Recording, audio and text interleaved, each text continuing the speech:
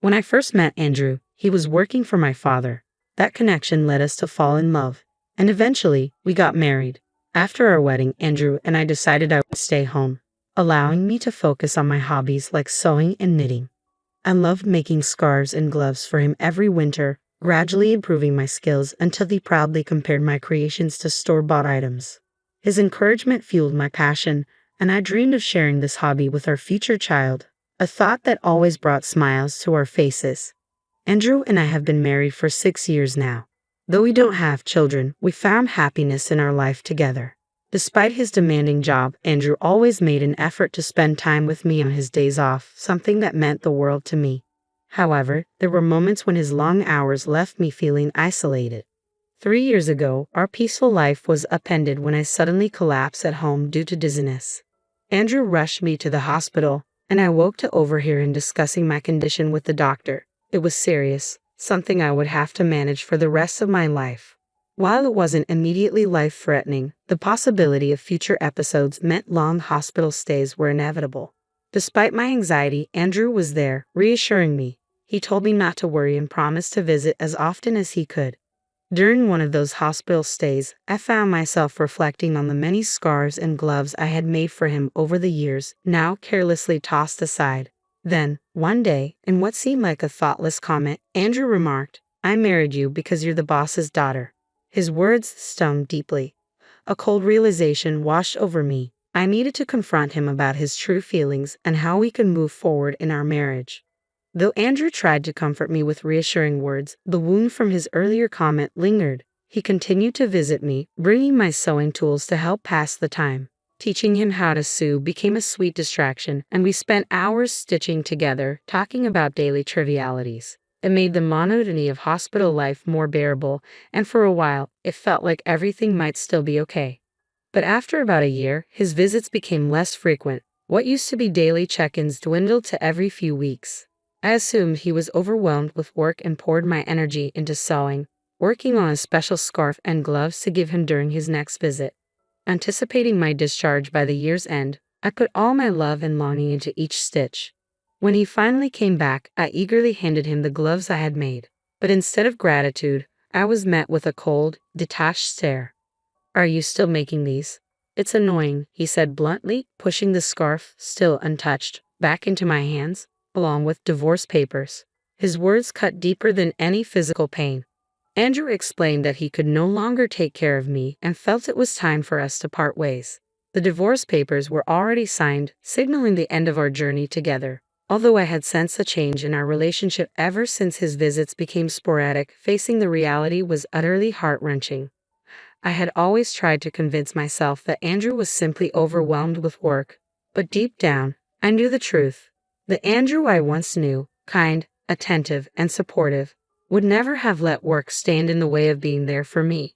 When he stopped visiting without any explanation, I knew something was wrong. When I finally asked him calmly why he wanted a divorce, it wasn't out of desperation to save our relationship. I had already come to terms with the fact that I might have become a burden to him. If the compassionate Andrew I had married truly wanted to leave, I was ready to let go. Accepting this was painful but necessary, as it was clear the life we had once dreamed of together was no longer possible. As his visits became increasingly rare, I grappled with the reality that the partnership he had once promised me had become a distant memory. When I finally gathered the courage to ask him why he had changed so drastically, his answer was shockingly blunt. "Isn't it obvious? Ever since I married you, it's been one problem after another. I'm so tired of those scarves and gloves you make every year. Honestly, I only married you because your dad was my boss." His harsh laugh felt like a slap in the face. His words revealed a deep-seated resentment toward the simple joys I had cherished in our life together, joys that he now ridiculed as trivial and embarrassing. As he vented his frustrations, I noticed the luxurious, finely made scarf wrapped around his neck, one I hadn't made. It hit me then. Perhaps he had never appreciated any of the gifts I lovingly crafted for him. Maybe they had always been nothing more than an annoyance to him. The realization stung deeply.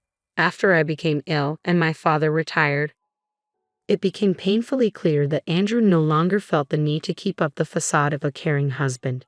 During the first year of my illness, he had visited me regularly, But now I understood it was likely more about preserving his image at work. He had gained a reputation among his colleagues as the dedicated husband, caring for his sick wife. This facade had benefited him professionally, and it seemed he had only kept it up to enhance his standing. When I confronted him about this, pointing out how his visits seemed more about maintaining his image than genuine concern for me, Andrew was momentarily caught off guard. Then, with a sheepish admission, he confirmed what I had suspected. My condition had indeed made things easier for him at work, bolstering his reputation. His candid acknowledgement shattered any remaining illusions I had. To Andrew, my worth had never been tied to our love or the life we had built. It had been tied to his career and image. I once believed we had built something meaningful, but the reality was that Andrew saw my illness as a tool to serve his own interests.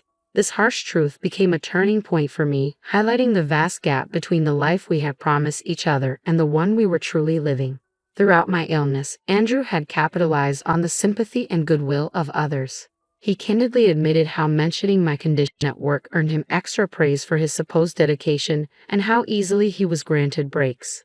If I worked late, everyone praised me for being so committed, and if I needed time off, all I had to say was my wife is sick, he explained, without a hint of remorse. His tone was almost boastful as he added that my illness had paved the way for his upcoming promotion. He dismissed his colleagues as fools, easily manipulated by his story. As I listened, I no longer saw the man I had loved, but a stranger with a cruel smile, revealing his true nature. Resigned and fully aware of the extent of his deceit, I quietly accepted the reality of our situation. Well, if my illness was useful to you, at least there's that. But we probably won't see each other again.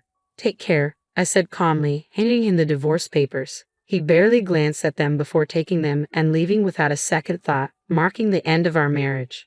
After he left, the weight of it all came crashing down, and I broke down in tears, alone in the silence. Shortly after, I was discharged from the hospital and returned to my parents' home. When my father learned how Andrew had exploited my condition for his own gain, he was furious. I never expected him to act like this, he exclaimed, shocked by Andrew's behavior. By that point, I had come to terms with the end of our marriage. I reassured my father, telling him I needed time to heal and wished to stay with them for a while. My parents were fully supportive, encouraging me to do whatever made me happy. At that moment, happiness meant being with family and finding comfort in their love and care before deciding what my next steps would be. I decided to visit our old house, but to my surprise, the front door lock was broken. Confused, we rang the doorbell, only to be greeted by a stranger who informed us he had purchased the house a few months ago and now lived there with his family. While my parents were outraged, I chose not to cause any trouble for the new residents and left quietly. Still unsettled, I called Andrew to confront him about the house. Without any remorse, he casually confirmed, "Yeah, I sold it while you were in the hospital. I kept the money as my compensation. It was my house originally." His words stung, yet I was no longer surprised by his selfishness. I had already braced myself for more of his disregard and was focused on moving forward with my life. His indifference as he mentioned selling our home left me sighing deeply. It was shocking to find out that he had sold it about a year ago. Around the same time his visits became sporadic. The fact that he had made such a significant decision without even consulting me, especially since we were still technically married and hadn't finalized the division of our assets, was astounding. Although the divorce papers were signed, we had planned to meet the following week to settle these matters. But Andrew had preemptively acted on his own. When I confronted him over the phone, trying to maintain my composure, I said, "You didn't understand anything." His confused response was, "What do you mean?" I simply replied, "I'll explain next week," and hung up. Turning to my concerned parents, I managed a small smile and asked my father for a favor. I outlined my plans and requested his help in preparing everything. "I've already prepared all the necessary documents. There's not much time before our meeting next week, but we'll manage," my father assured me, though his worried smile showed how much this situation weighed on him. As my father, he likely felt a mix of guilt for introducing me to Andrew and anger toward him for his actions. His determination to support me was clear, and I was deeply grateful. As the day of the meeting approached, I felt a sense of calm knowing I had my family by my side. I found myself unexpectedly smiling at the thought of Andrew's reaction to the preparations we had made. We decided to hold the meeting at my parents' house. My parents and I sat on one side, with Andrew facing us from across the room. Despite knowing the pain the divorce had caused, Andrew appeared utterly indifferent, even smirking at times. His demeanor was not just unapologetic but blatantly arrogant, which only strengthened my resolve. Sitting beside my parents, I felt the weight of the injustice he had done to me, but also a deep sense of empowerment, knowing my family stood with me as we prepared to face him together. As the discussion began, I maintained my calm, assuring Andrew, "I don't plan to ask for too much." He tried to appear generous, claiming that the money from selling the house should suffice. My father visibly tense, anger flashing across his face, but I gently touched his hand to calm him, silently signaling that we had the upper hand and didn't need to let emotions take over. "Before we proceed, there's something important we need to address," I said, taking a document from my father and holding it out for Andrew to see. "The house was indeed in your name, but the land it stands on belongs to my father, who holds the title," I explained calmly. Andrew's smirk faded slightly, replaced by a frown. "So what? The house was still mine. No one can argue with that. Do you think this gives you some way to get back at me?" He chuckled dismissively, failing to grasp the implications. "It's true, you legally sold the house," I acknowledged. "However, since the land is still owned by my father, this poses a significant issue for the family who purchased it," I continued, outlining the predicament. "You sold the house, yes, but as the landowner, my father could theoretically demand rent from the family currently living there. Wouldn't that cause them considerable trouble?" Andrew's smirk vanished as the gravity of the situation sank in. His arrogance quickly gave way to a look of uncertainty, and for the first time, he seemed to realize the consequences of his actions. I paused, allowing the weight of the situation to settle in. "We don't intend to take any drastic action, but we can't just give up our rights to the land without compensation. We plan to offer the family the chance to purchase the land. We won't force them out or charge monthly rent, but it could become complicated if they refuse to buy," I continued. "Originally, my father intended this land as a gift for us to build our life on, not for it to be sold off to strangers without consideration. If the family refuses to buy the land, they might even sue you, feeling misled into believing they owned everything." Imagine their frustration, thinking they had bought their dream home, only to discover unexpected expenses hanging over them. With the land ownership confirmed, we soon visited the family who had purchased the house to address the situation and seek a fair resolution. Our approach aimed not only to protect my family's interests but also to show compassion for the new homeowners, preventing further conflict or distress. When we explained the circumstances to them, they were understanding but firm. They made it clear that any legal complications stemming from the sale would fall squarely on Andrew. They even mentioned the possibility of suing him if we couldn't come to a satisfactory agreement. I watched Andrew's face pale as he grasped the enormity of what was at stake. In a shaky voice, he asked, "What should I do?" I responded with a slight smile. "The family could buy the land from us, which would settle everything smoothly. However, you'll need to cover the cost. Once they own both the house and the land, all the current issues will be resolved." I continued, "Since they were unaware of the land's full value when purchasing the house, they might demand compensation from you. That's up to them. Keep in mind, the land's value is substantial, potentially worth more than the house itself. Even if you sell all your assets, it might not cover the cost." I paused, watching him absorb the situation before presenting another option. "Alternatively, you could buy back the house and the land, along with covering a relocation fee for the family.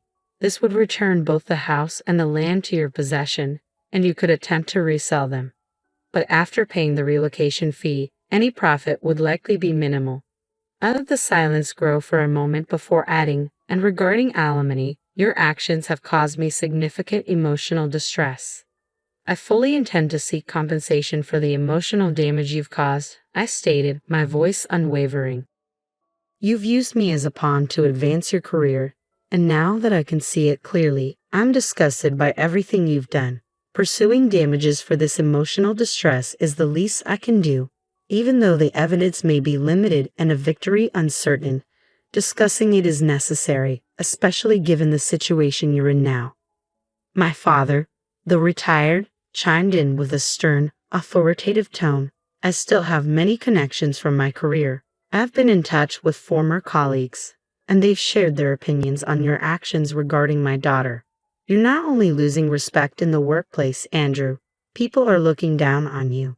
He spoke with a cheerfully grim smile, and I saw the realization finally dawn on Andrew. The combination of potential legal, financial consequences, and the crumbling of his professional reputation cornered him, forcing him to confront the harsh realities he had created. The status he had built at work with me as a stepping stone was now collapsing around him. Sitting confidently across from Andrew, I clasped my hands together, smiling in a way he had never seen before, radiant, calm, and assured. "Let's talk about what happens next," I began, my voice steady. Andrew, caught in the gravity of the situation, let out a strained laugh, his eyes brimming with tears.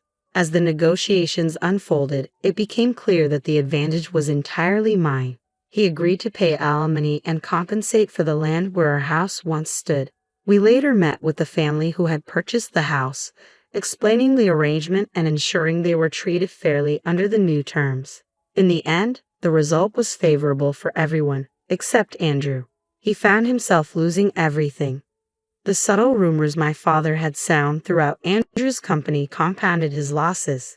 His professional reputation eroded, halting any chance of a promotion. Isolated and overwhelmed, Andrew eventually resigned, an outcome my father shared with me later. There was a temptation to see this as karma. The gains Andrew had thought he secured through manipulation and exploitation turned out to be fleeting, crumbling under the weight of his actions.